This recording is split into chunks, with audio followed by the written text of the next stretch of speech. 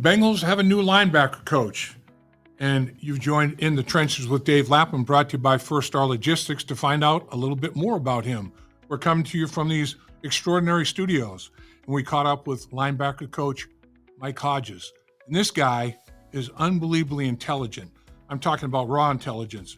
He got accepted to Air Force out of high school, and I mean, here's a guy that decided he was going to test himself. That's not an easy thing to do, to get accepted to Air Force. He decides to transfer to A&M, Texas A&M, and he wins the prestigious award at Texas A&M, the Aggie Heart Award. He's a walk-on, freshman walk-on at Texas A&M. In his senior year, he wins the biggest award that they give at the university. I mean, it's character, it's leadership, it's on the field, off the field, it's academics. He is a very, very smart guy, raw intelligence and football intelligence. The Bengals are very fortunate to have him. We talked with him about the years that he spent in New Orleans, 8 years altogether, 5 years as the linebacker coach. And we talked to him about what he sees with the current linebacker group, what he sees out there in free agency and in the draft. I think the linebacker position is in very good hands. I can definitely say very intelligent hands.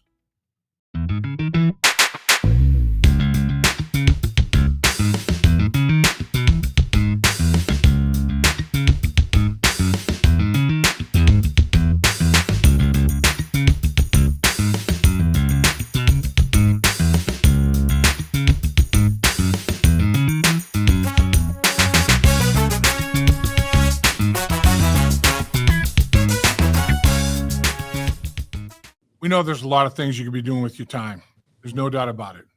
But you made such a brilliant decision to join us in the trenches with Dave Lapham, brought to you by First Star Logistics, coming to you from our outstanding studios, as always, because Mike Hodges, linebacker coach with the Cincinnati Bengals, it's going to be well worth your time.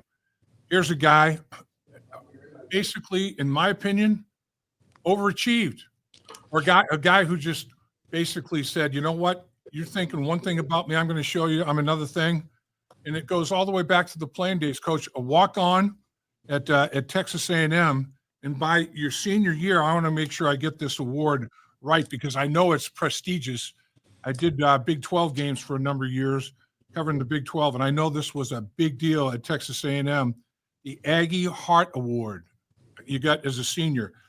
That was big time when I talked to coaches at Texas A&M. And Mike Hodges, you won that bad boy. Now he's gone on to a stellar coaching career in the National Football League. Most recently, a 5-year stint with the New Orleans Saints, and the Cincinnati Bengals have added them to this defensive staff. Young, energetic, enthusiastic, brilliant defensive mind. Love all that. Coach, welcome. Appreciate you. Yeah, man. Thank you. That was quite the introduction there. I appreciate that. Yeah, look, the Aggie Heart Award at Texas A&M is a big deal. Oh, we have the senior banquet, and there's MVP, there's this, there's that. There's a lot of great things that we, honor guys and give their flowers to, and right. That's the last award we give. And I've been on, I've been a guy that's been able to vote for somebody else, and then to get voted, that was pretty awesome.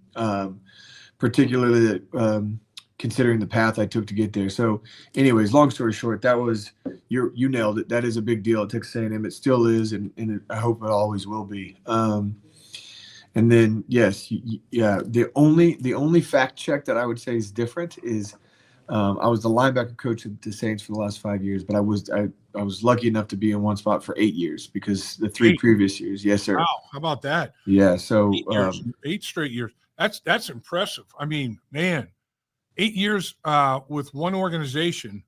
That's pretty strong. That's saying a lot. Yeah, it was a blessing for sure. Man, so the Aggie Heart Award, it's not just for play on the field. It's citizenship, it's leadership, it's what you did in the classroom, on the football field, on camp. It's all of it, right? It's the whole person. Yeah, it really is just, the embodiment of the Aggie spirit, which I know Aggies get. There's some certain traditions that we catch them heat, especially in the SEC about. But there's a spirit there it's pretty special, and when you embody that, and for your team, not for yourself, it's it's something that they like to honor, and it's a pretty cool deal. And it doesn't always go to it definitely doesn't always go to the best player. I certainly wasn't the best player on that team, far from it, but it goes to the person that gave himself to the team, and put the team ahead of himself throughout. So it's a really cool award. You kind of nailed it on the description. And it's something that is definitely the trophy is one thing that I keep around the house. Very proud of it. You go there as a walk-on and earn that award. That's big time. And then you coach there as well. I mean, that was one of your stops in the coaching world. I guess let me ask you this, Coach. With 8 years at New Orleans, are there any Demario Davises out there in veteran free agency or in the NFL draft? I mean, that dude now, I'm talking about a stud. This guy is a freakazoid. I mean, I think it was 2017 or 18 or something like that. He was a co-leader in the National Football League in total tackles, right? I mean, Right. This guy's a tackling machine, and his physical attributes are extraordinary, aren't they? Yeah, no, you're right. He is he's special now. He's like fine wine. He just keeps getting better, and he's been an absolute joy to coach, and I've learned as much from him as I hope that I've been able to teach him. We were a partnership. It wasn't, I'm not much older than he is. He just finished his 13th year, and the all the stuff you see on the field is awesome. I just wish I could give more people a window into the leader and the person that he is, because that's really what's phenomenal. Not to diminish his playing, because it obviously has been incredible in a lot of ways, but he's just a great person. And so of my 8 years, 7 of those I was able to work with him. And so that was pretty awesome. And that relationship will go far beyond the game. But as a player, look, I think every year that I've been around him, he's made over 100 tackles, and just consistently. And I think last year was the first time he missed a game for an injury. True. And it was one game. And so, it's just incredible, and that obviously he's got a lot of God-given talent and his physical abilities. But he also works incredibly hard. One story I just shared not long ago, I don't remember who I shared this with, but we're going into week 18. We've got our final game, and we've got nothing to play for. As far as playoffs, we knew we were out. That was the first time in 8 years that I've been in that scenario. And when the offense was up or special teams was up, you'd look across to the other field, and Demario's over there doing individual drills by himself.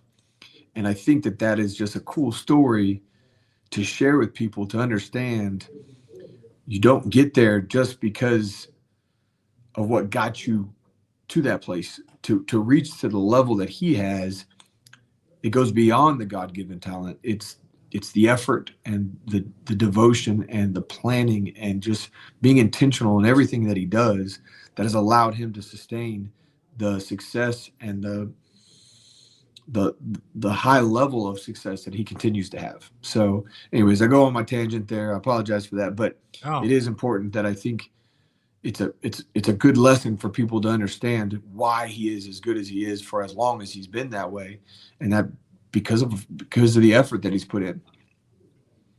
You hit on a lot there. I mean, 77th pick in the draft coming out of college, New York Jets, 3rd round pick, also plays with the Cleveland Browns, then comes to New Orleans, and man, like you said, it was like, all right, well, maybe not the right environment with the right coaching staff, whatever the case may have been.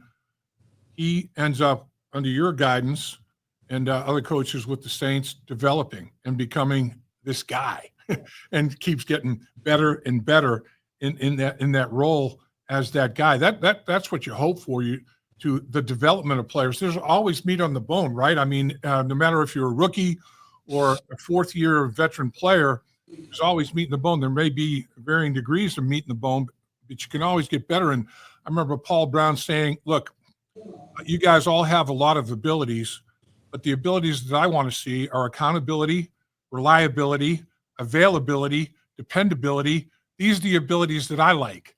You know, Right. I don't care about your physical ability. I care about these intangible abilities. And it seems like he's right up that alley. He is. And if you really study the guys that do it for a long time, you know, and you just kind of, and I've never worked with a guy like Bobby Wagner or, you know, Perryman or, you know, these guys that have been doing it for a long time. Right. It's not by accident, you know. These guys work at it. You don't make it that long, you know. This not for long, you know, is probably more accurate than National Football League, you know. And so when these guys do it this long, I think it's worth the case study as to why and how, and then, you know, if you want to repeat history, let's study it. And so those guys have been a good lesson for me to hopefully pass on to some of the younger players, and give me a little clout, you know, when I'm explaining this is the way to succeed for a long time. I've got a perfect example that I've been able to study for the last 7 years to witness it firsthand. Now, when you're working with this group of linebackers, do you show some Demario Davis tape and say, you know, and this is the kind of thing that you know that we're looking for, or is that even necessary, or how do you handle that part of things? Well, there probably will be some crossover just because it's some of my old teach tapes as I Sure. build new teach tapes with our current roster. But my focus will be these guys, and Yep. if I'm using anything like that, it'll just be as a reference point. But I don't think it's a negative Yeah. at all. In fact, I think it's a positive to always go and find the guys that are doing it the best.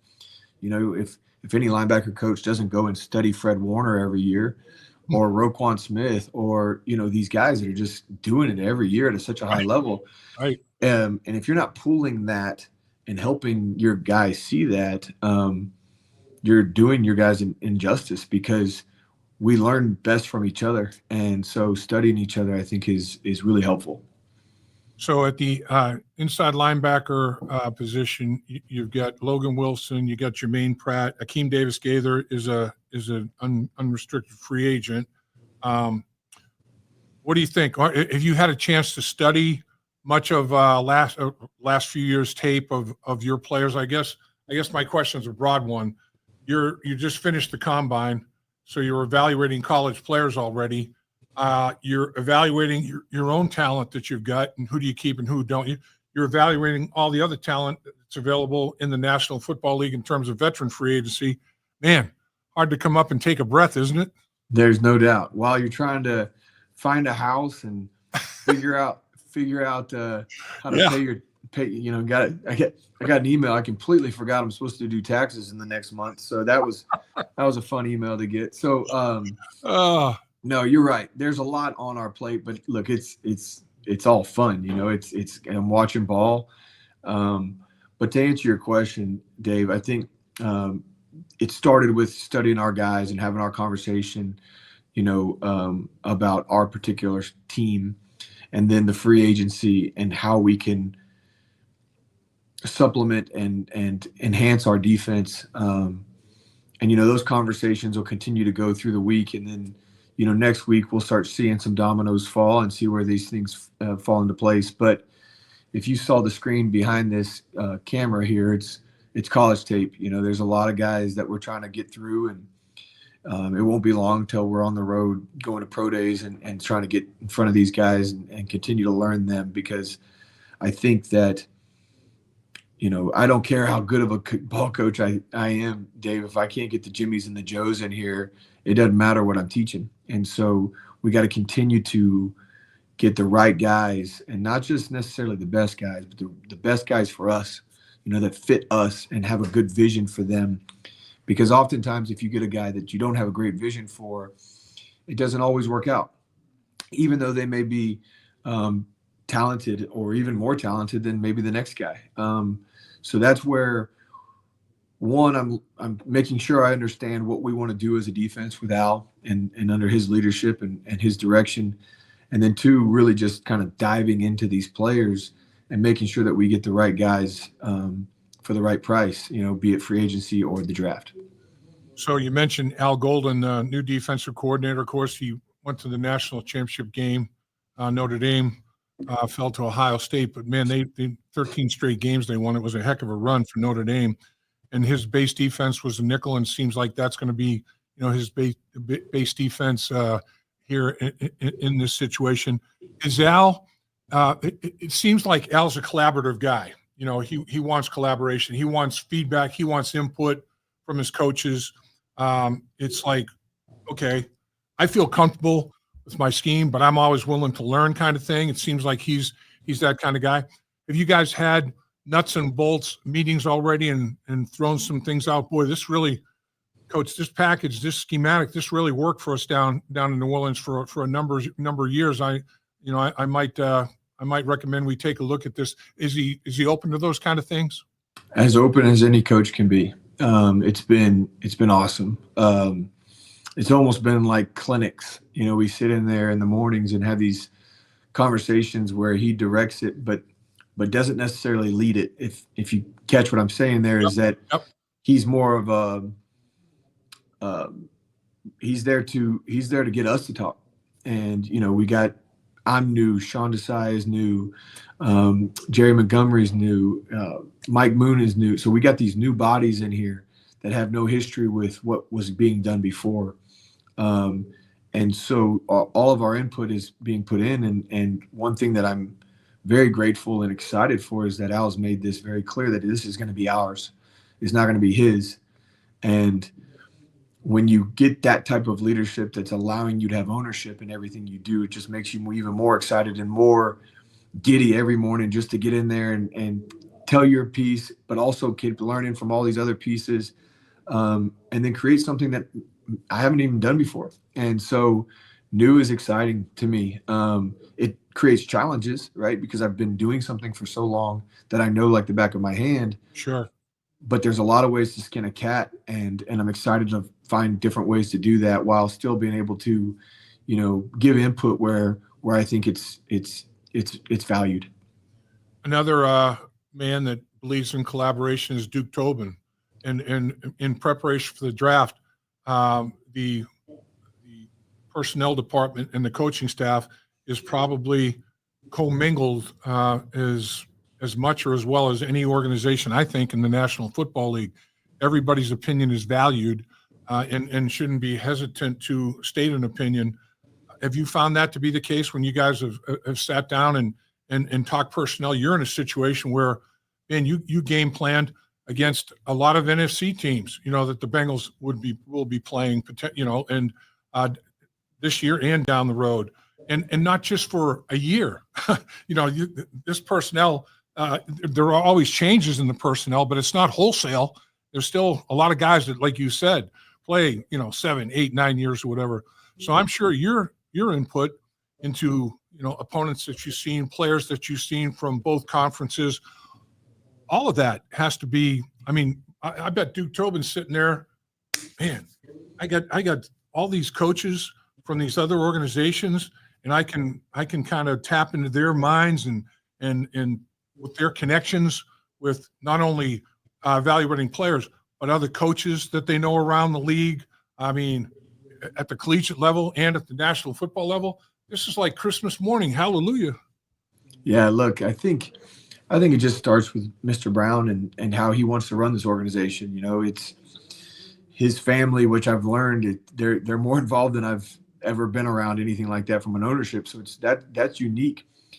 But to hear their input, there's an old book. I say old. There's an older book called Range, and it's about having different viewpoints, right? And so, at the end of the day, and there's a lot that goes into that book, but But at the end of the day, what I'm trying to relate to that is that hearing from Mr. Brown's granddaughters or his son-in-law or his daughter or however it comes about to a scout that's been doing it a long time, both on the pro side or the college side, to a younger coach and an older coach, a college coach and an NFL coach, and you hear all these different viewpoints about one subject or one player, Right. You're getting a real true 360-degree evaluation, and you're just collecting data, and then now we can go forward and make a decision. And so that's been really cool and unique considering what I've been used to. Although New Orleans is wonderful in collaboration, they are, but the added element of the ownership is unique to me. But Duke has been great. Everybody over there in the personnel department, they're very open, and I don't feel like I should ever hold anything back. We put it out there. You take it, you leave it. Let's go make a decision and then make the most of it. And so it has been very collaborative from the very beginning. I know that the next 6 or 8 weeks will continue to be that way as we try to fill this staff out, or not staff, but roster out. And so I'm excited about it and very encouraged in how it's all began. So as I listen to you, I see a young coach that is incredibly intelligent, and I look and I say, okay, well, this guy went to Air Force out of high school. He went to Air Force. I mean, that's not an easy deal, and that's a tough task right there. They're very, very selective in their process. And tell us about that. What led you in that direction at that stage of your life? Well, I think, first of all, to be candid with you, is the football part of it. I wanted to go there for ball. And, I don't know that it was driven for service. Although when you get there, even today, there's this draw, this gravitational pull to want to do more there and at least show gratitude for the things those people are doing, because I know people that have gone off and had to serve in situations that I can't even imagine, and so 3 guys that stood in my wedding were from people that I met in the 2 years that I was there. You just become so close so quickly. Wow. And on a much less serious scale, you see the value of training camp, right? And being around your teammates for 3 meals a day and having to do everything together, it creates this bond. And so I learned a ton. I was there for 2 years. I did a prep school year and a freshman year. I left for various reasons, but I knew I wanted to chase ball. And so that's when I left and, went and tried out and walked on at Texas A&M. But Right. It was one of the better decisions of my life to go there. I learned as much in those 2 years as how to handle myself as anything else I did in college. It was funny when I got to Texas A&M and you start hearing guys about, I've got this to do, I've got that to do. I'm like, did you march to lunch today? You know what I mean? And so, because I did just last year. And so it puts things in perspective, and I think it's made me value and appreciate really everything that's come my way since. It was one of the better decisions of my life, no doubt about it. The time management part of it that you're referencing is unbelievable. I was when I was recruited out of high school, I visited Army, Navy, and Air Force. I visited all 3 because I had an interest, like you're saying, maybe not necessarily for the military part of it. I liked the discipline. I liked the football. I liked the people. I liked all of that, but I decided not to go in that direction. But when I played at Syracuse, we played them all. We played Army, we played Navy, we played Air Force. And I'll tell you what, I don't care what the score was. If we were up 1, 2, or 3 scores, those guys were coming as hard as they came on the first snap of the game. And I remember I got to be friends with more than one of the guys. One of the guys, a couple of them actually showed me around as a recruit, and I ended up playing against. And those guys, man, I said, look, football teaches you to respect your teammates and your opponent, and to trust your teammates. And I would trust you guys with everything. I trust you with my life, man, because that's what you're going to be doing, is protecting our lives. Unbelievable people, just unbelievable people. That's right. You nailed it. And I think it's important that we remember that those games, when you see those guys playing, what they're going to do, what all those players are going to go do once they graduate. They're not going to Fortune 500, companies. They're going to go serve. And so it's incredibly difficult what they do at those schools. I'm a fan of all of them. I watch them still. I pay attention to them still. And again, I'm going to reemphasize, some of my best friends are from those experiences. And so they're good men and women. And so I'm just very grateful for that time there. What is it about Texas A&M, Coach? Zach Taylor, yourself. I can list, a myriad of guys that have gone on to successful coaching careers as assistants, coordinators, head coaches at the collegiate level in the National Football League that have at a very early stage in their resume, Texas A&M. What is it, Coach? I don't know. I actually got asked that question not long ago. They were asking me and a couple other ex-players, and I said, because we weren't good enough to play for a long time. But there are some good guys. There are some players that obviously are good enough to have extended and awesome careers. But I think from my experience, and Zach and Joey Bozay and Troy Walter, like all these guys that were there at the same time, and I could list several other coaches that were there in that short stint. I think a big part of that was Mike Sherman. And so just the culture he built, the people he brought around him, and, we're just part of that big tree that kind of split off and saw it done the right way and are trying to do it the right way as we extend our careers. And so I don't know the answer to that besides we fell in love with the game, and while we were under the leadership of somebody that was running an organization the way I think makes people feel good, and we all want to feel good. And so we saw what hard work does for us, and we're just trying to, do our part as we grow in this business. Paul Brown, I mentioned I was fortunate enough to have him as my first head coach in the NFL. You talk about luck of the draw, just incredible. And his whole thing was, I'm only going to have a few plays, a handful of runs, a handful of passes, but I'm going to do it a myriad of ways. Every formation you can imagine, motion. I'm going to, disguise this. I'm going to window dress this to death.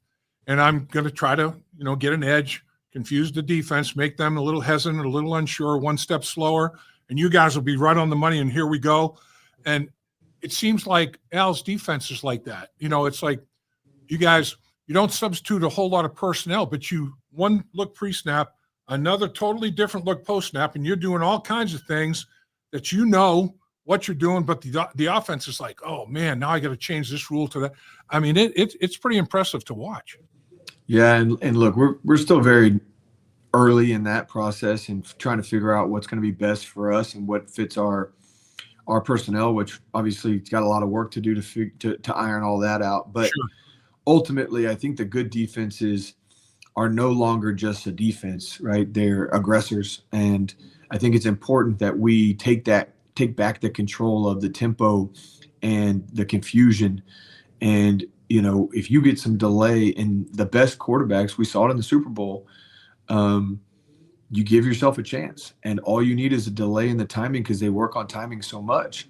But getting input from Zach and Pitch and Burrow, we're going to take information from everybody to try to make this the best that we can do it. And again, Al has been awesome as far as collecting information and giving out information and just us trying to create something that works for us while not slowing our players down, And so I think to Coach Brown's point was we're going to do these plays, but we're going to dress it up and keep it simple for us. It's going to look complex, but it's going to keep it simple for us. And that's where I think it's really important, because oftentimes defensive coaches will think volume is the answer. Well, it's not.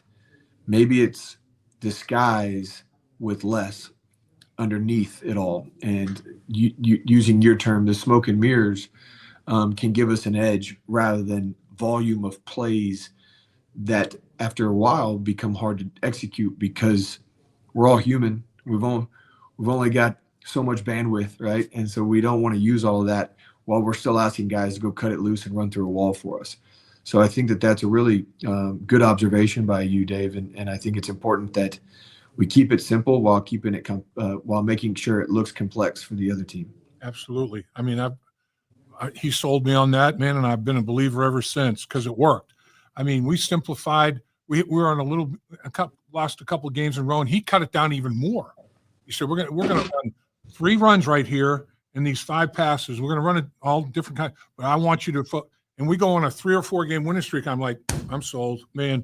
Simplicity is what it's all about. You know, make sure everybody is on the same page, no mistakes. If you go execute at the highest level because you're totally confident what you're doing, how you do it. Oh man, I mean, it does make a big difference. Have you had a chance, Coach, to reach out to some of your players, either by phone call, text, or whatever? Have you just been so buried with everything else you haven't had time to do that yet? Yeah, I haven't talked to everyone. I was able to talk to Akeem shortly last week, and Logan was in the building, and Bocce was here, and going to grab dinner with those guys tonight. And so Sweet. Yeah, no, look, I'm eager to get those guys back in the building so that I can continue to build a relationship with them. But as far as diving in, you know, we got to figure out who's with us and then really dive into that. And so I'm excited for that. It's just, it hasn't necessarily been that stage in the process. When you look at the division that the Bengals are in, and you're looking at the Baltimore Ravens, the Pittsburgh Steelers, and the Cleveland Browns, that's I mean, you were in a very good division. There's no question about it. The New Orleans Saints, they've got some talented teams in that division, but the AFC North, man, it's got a reputation for being physical and teams wanting to run the football, and it's impressive. There's no question. Are you excited about that level of competition? I am, and I would argue that it's apples and oranges. I think early 17, 18, 19, there were 4 good teams in the division. Right now, I think it's wide open every year. You know, you don't know who's going to be. You know, somebody's going to get in the playoffs with 9 or 10 wins. While right here, you dang near got to win the division just because the conference is so difficult. So it's funny. I got a text message from somebody that works at Kansas City. It says, "Hey, welcome to the AFC." And look, I'm very aware of what we're stepping into, but I do believe in Zach and Al and Pitch and of course Joe Burrow. So he's the biggest gravitational pull to this place. And I think that we get this thing put together the right way through all the personnel changes that have to happen over the next couple months. And we're going to go out there and fight with the best of them. It doesn't matter what division we're going to be playing. So Joe Burrow, obviously the most important thing, it always has been really in the National Football League, is having a good quarterback. But even more so in this era, you have to have somebody that can win games for you under center. What kind of a feeling is it as a defensive coach to have Joe Burrow under center directing the offense for you guys? If I promise you, it feels really, it's reassuring. Yeah. I was able to coach with Drew Brees on the other side for right. 3 or 4 years, and right.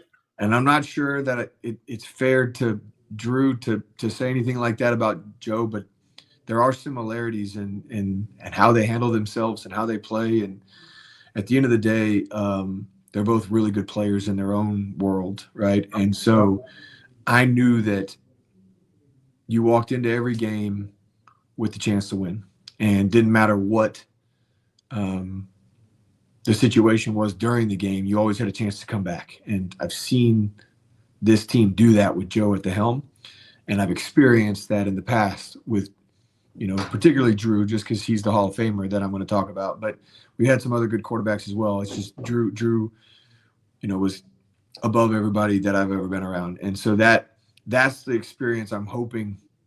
People say when I was with Drew that, hey, don't take this for granted. You'll probably never have a quarterback like him again, which, again, I don't know that I do, but I know I got one that's going in that direction. And so I'm very excited about that. I think that Joe's excellent, and I think he's as respected as anybody in the league, as he should be. And so he's got some pieces around him, and he's aware of that, and you've heard him voice that. And so ultimately, we got a good group going right now, and we just got to build around it and make sure that we got the support staff and supporting team to make sure that we can go the long road down, into the playoffs. It's interesting, Coach. I've heard Joe Burrow talk about Drew Brees, and Joe Burrow holds Drew Brees in extremely high regard, and he looks at him as a role model, not just the way he played the game from a physical standpoint, but his football IQ, his intellect as he immediately first step separating from center, is in a diagnose process, and always got it right. I mean, it was prided himself on not making mental errors that cost your football team. And that Joe seems to be cut from that kind of cloth, which I'm with you. I don't want to compare them. They're obviously one's in the Hall of Fame, one's in the early stages of what I believe will be his Hall of Fame career. But man, there's some common denominators there. There's no doubt. You're right. And so, look, it's exciting for a lot of reasons to be here. I love the staff. I'm excited about the team that's already in place, and I love the direction where we're going. So, there's a lot of work to get done before August. And I promise you we're up here working. And so we're going to sort through it all, and we're going to do it the right way. And we're going to do it collectively. And ultimately, I go to bed fired up about the next day. In fact, I'm not getting enough sleep because of it. So, but it's all good. It's all good for good reasons. And again, I'm just excited to get the players here, because that's really when I have my most fun. Coach, finally, I know you've probably got a superstar wife. I mean, you talk about moving and all those kind of things. I mean, I remember going to training camp and having absolutely no concerns that my wife was going to take care of the kids and everything was going to function at an exceptionally high level, And when you have that kind of a feeling with your partner that's raising your family and helping you in every way possible, that's a tremendous load off your mind. And man, they are superstars. As you mentioned, you got to move, you got to get kids in school, all those kind of things. It's crazy, isn't it? The life of a coach is crazy. It is, and quite honestly, it's kind of our first experience to do this, as a family. Sure. Yeah. It's easy when it's just me and her. Boom, let's go. She'd be here. We find some cool spot downtown and hang out. Well, that's not the scenario anymore. No, she has been a rock star. It's hard on them. They certainly don't get the credit that they're due. And so it's a selfish business, because I dive into this and, I look down at my phone and, oh my gosh, I forgot about this. I forgot about that. And, she picks up all the slack. And so we've got two little ones, a 6-year-old girl and a 4-year-old boy. And, they wanted to play football when I was home last weekend, and they said, "Hey, Dad, we're the Bengals. You have to be the Saints." So, they have their allegiances, but you could tell that they're making the shift from who dat to who dey, and they're fired up about it. That's great. That is great. One final thing, Coach, and I promise, final. Sure. Back to a football scenario. You're an extremely intelligent football mind. Linebackers have to be exceptionally intelligent. It's the only position group that has to make adjustments to what goes on in front of them and behind them. Everybody else, it's either just behind or just in front. But they have to be able to make adjustments both ways. They are the field generals as such. Do you feel good about the people and you're still in that evaluation process? But how big a deal is that to make sure that the football mind is at least at the level that the football body is? Well, I think, we're talking about going to these pro days and watching these workouts. A big emphasis I've made with anybody I've had to have that conversation with is that it's important for me to watch them work out, but that's on tape. And quite honestly, I lean on the game film more than anything, because some guys don't work out well, other guys work out great, and the football part of it maybe doesn't match. But what I do need to figure out is how they learn, how they retain, how they communicate, and then the tape will help me with a better understanding of their instincts, which is obviously incredibly important for the position. So if I go on the road, and you hear about all these coaches on the road, if I'm on the road, it's to be in front of the players and talk.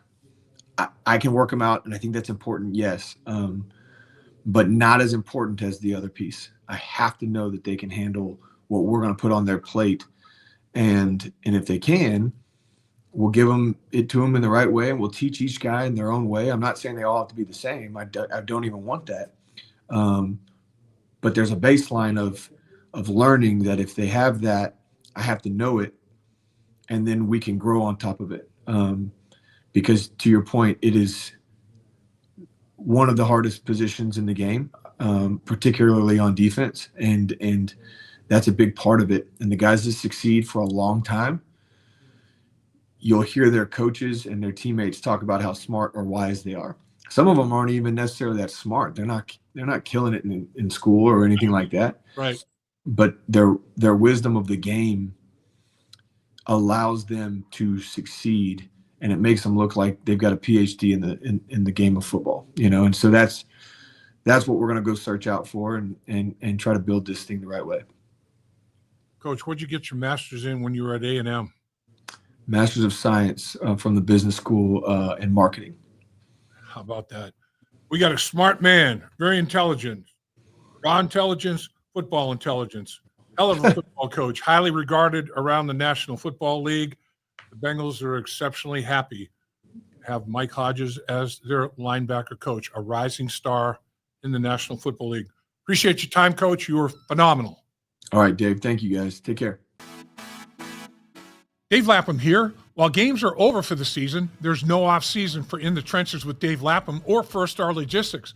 First Star Logistics gave away great prizes during the season, which will continue with exclusive content in the First Star Media Group YouTube channel. So please do me a favor, subscribe to In the Trenches, hit the like button, and visit the First Star Media Group YouTube channel for exclusive content and special giveaways.